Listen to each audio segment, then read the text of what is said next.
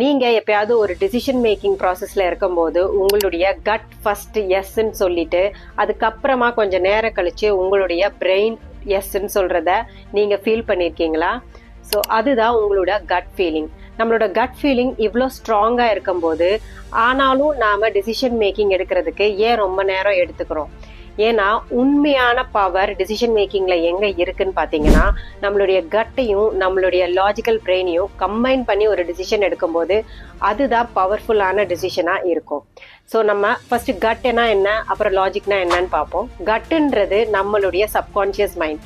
நாம இது வரைக்கும் கோடிக்கணக்கான விஷயங்களை பார்த்துருப்போம், கேட்டிருப்போம், அனுபவிச்சிருப்போம். ஸோ எல்லாத்தையும் சேர்த்து ஒரு பெரிய டேட்டா பேஸ் மாதிரி நம்மளுடைய சப்கான்சியஸ்ல ஸ்டோர் ஆயிருக்கும். ஸோ நம்மளுடைய பிரெயின் அதுல இருந்து ஒரு பேட்டர்னை செலக்ட் பண்ணி இதுக்கு இதுதான் கரெக்ட் அப்படின்னு டக்குன்னு அனலைஸ் பண்ணி நமக்கு ஒரு ஃபீலிங்கை எஸ் இல்ல நோ அப்படின்னு கொடுக்கும்.